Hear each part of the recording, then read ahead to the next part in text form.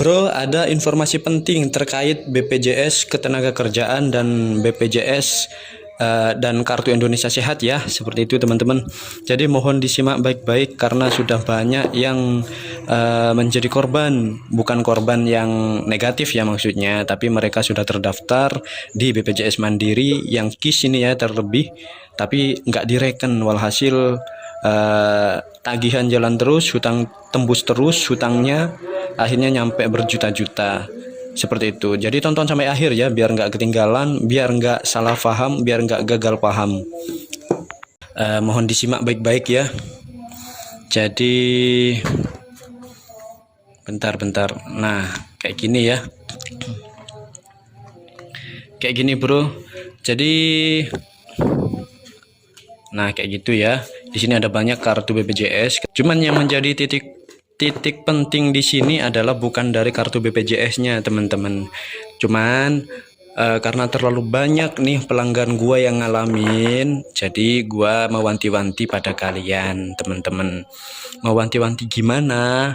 Karena ada beberapa orang yang ternyata dia memiliki tagihan BPJS setelah dia menggunakannya untuk masuk ke rumah sakit. Biasanya orang-orang sepuh teman-teman, mungkin dalam keadaan darurat, akhirnya mereka membuat BPJS, sedangkan dia nggak terdaftar di BPJS bantuan seperti PBI dan yang lain.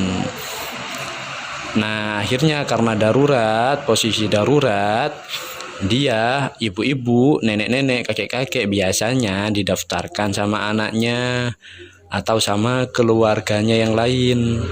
Seperti itu. Kan proses pendaftarannya kan nanti kan menyertakan nomor NIK dan nomor KK juga. Minimal nomor NIK lah. Setelah itu ada nama, ada nomor telepon dan yang lain. Walhasil setelah terdaftar di BPJS, nanti kan ada opsi pilihan, itu BPJS Mandiri apa PBI apa gimana kan. Nah kayak gitu. Nah bagi mereka yang tidak terdaftar di PBI bantuan, itu biasanya karena darurat, akhirnya dia daftar di BPJS KIS Mandiri. Walhasil kan harus bayar toh, harus bayar per bulan, tergantung kelasnya teman-teman. Kalau kelas yang kelas 3 itu kan 35.000 per bulan. Untuk kelas 1, kelas 2 kalau nggak salah kelas 2 ini 75. Kalian carilah referensinya untuk harganya. Masalahnya bukan di harganya itu teman-teman. Cuman gini, setelah ini BPJS dipakai sama mereka untuk masuk ke rumah sakit, keluarganya, kakeknya, mbahnya, neneknya atau siapanya itu, terus dikira gratis teman-teman. Habis masuk ke rumah sakit terus pulang, udah nggak direken sama sekali ini BPJS-nya ini. Padahal beliau ini daftarnya adalah menggunakan BPJS Mandiri, bukan bantuan dari pemerintah, bukan PBI. Walhasil gimana? Walhasil ini karena orangnya sudah sembuh, mungkin pulanglah ke rumah sakit, dari rumah sakit, kontrol, habis kontrol sudah dinyatakan sembuh atau mendingan, ini kartu BPJS-nya udah nggak direken lagi, nggak diangsur per bulan, nggak dicek-cek. 2 tahun kemudian teman-teman, ternyata mbah itu sakit lagi.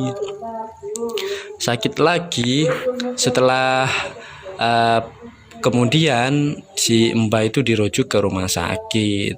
Dari rumah sakit dinyatakan, Bapak mohon maaf BPJS-nya Bapak masih nunggak, nggak bisa Pak BPJS-nya Bapak, jadi harus ditebus dulu.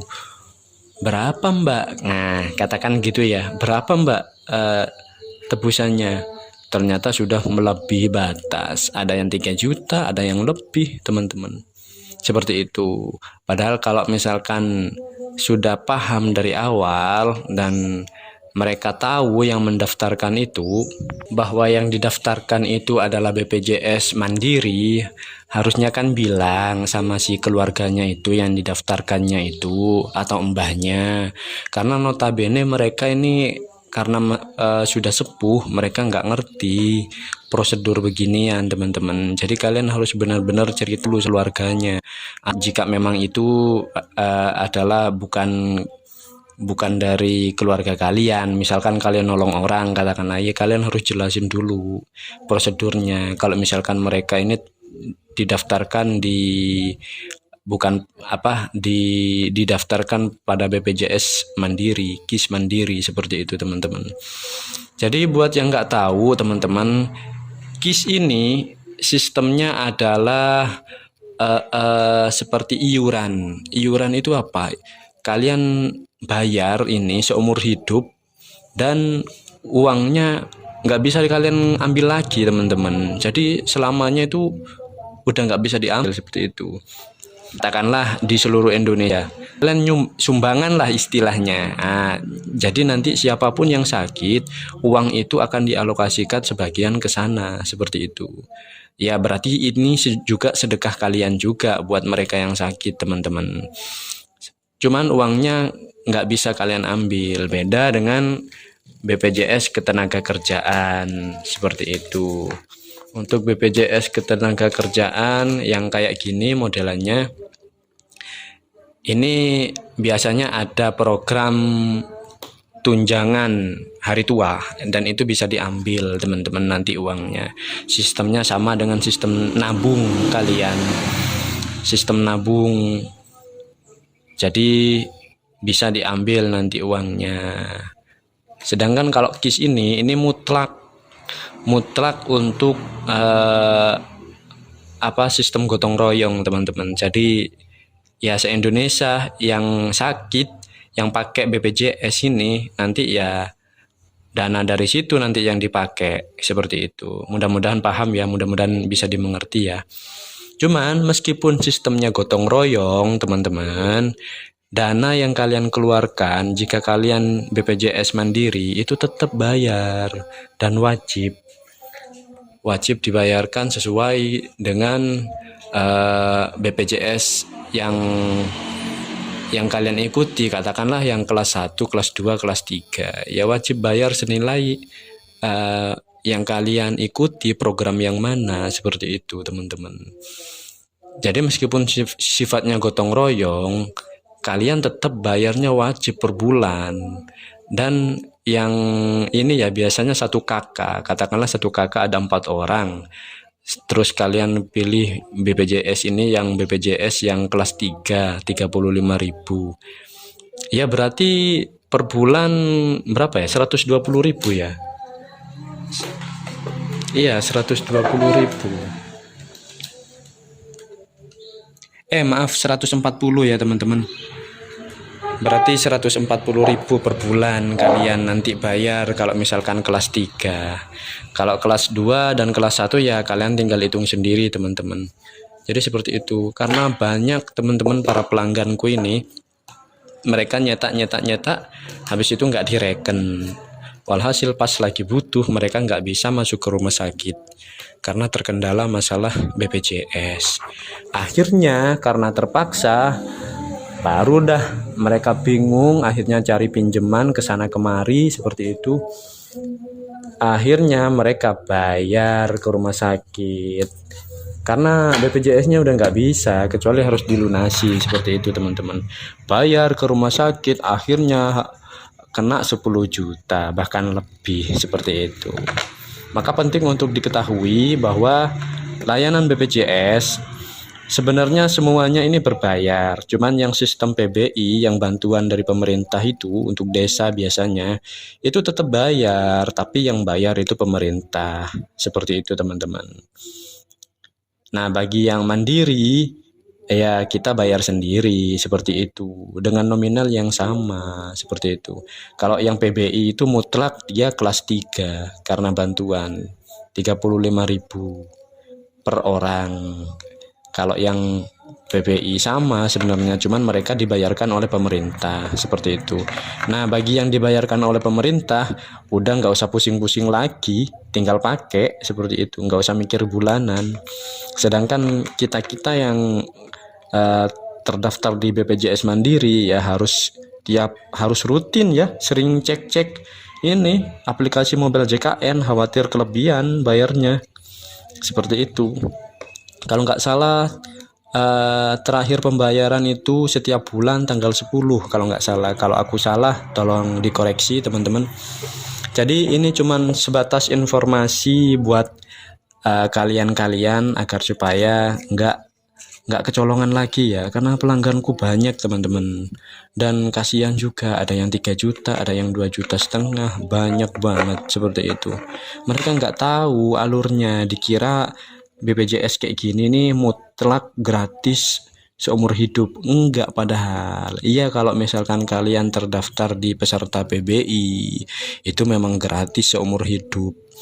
Tapi kalau dengan catatan lagi loh ya, ada yang PBI memang benar-benar PBI satu keluarga, tapi pada akhirnya mereka dapat notifikasi di mobile JKN itu merah, peserta tidak ditanggung. Kalau gitu tulisannya insya Allah gitu, tidak ditanggung kayak gitu, dan itu nggak bisa dipakai di rumah sakit. Kenapa? Karena kalian sudah nggak didanai lagi sama pemerintah seperti itu. Biasanya ada 2 orang atau 1 orang yang kena itu, nggak dibayar sama pemerintah, sudah dinonaktifkan. Nah, solusinya gimana kalau gitu? Kalau misalkan kalian merasa diri kalian, misalkan merasa kurang mampu, kalian bisa nanti mengaktifkan kembali. Tinggal kalian ke dinas sosial ya teman-teman, di sana nanti ada panduannya, termasuk foto rumah depan belakang kalau nggak salah, dan kalian tanya aja di situ, biasanya ada persyaratannya ditempel kok di dinas sosial sana seperti itu. Kalau nanti di ACC, kartu kalian bakal didanai lagi dan BPJS kalian aktif. Atau kalian coba pergi ke desa, di desa kalian itu, lalu minta tolong ke perangkat desanya yang bersangkutan seperti itu. Jika memang kalian bingung atau terpaksa nggak tahu caranya atau gimana, minta tolong mereka juga bisa seperti itu teman-teman. Sebenarnya pengurusan ini gratis ya, jadi kalau misalkan kalian dimintai dana ya berarti ada sindikat di situ teman-teman. Seperti itu ya teman-teman ya, mudah-mudahan masih bisa dipahami penjelasannya ini, karena aku sudah berusaha banget menjelaskan sesuai apa yang aku tahu dan sesuai kemampuanku teman-teman. Barangkali ada penjelasan yang rada belibet, aku mohon maaf ya, ya karena keterbatasan cara ngomong seperti itu teman-teman, dipahami ya. Jadi kalau misalkan kalian nggak paham seperti itu teman-teman, kalau misalkan kalian nggak paham, kalian bisa tanya di kolom komentar. Nanti insya Allah akan aku balas. Cuman kalau misalkan aku nggak bisa balas, aku mohon maaf, bisa jadi nanti langsung kuwujudin dalam bentuk video teman-teman, tutorial seperti itu. Jadi biar nggak balas satu-satu, karena kadang pertanyaannya banyak banget dan sedang kita bingung sama kerjaan seperti itu ya. Mudah-mudahan bisa dipahami, mudah-mudahan bisa dimengerti. Sekian, Ahmad Busri pamit. Wassalamualaikum warahmatullahi wabarakatuh.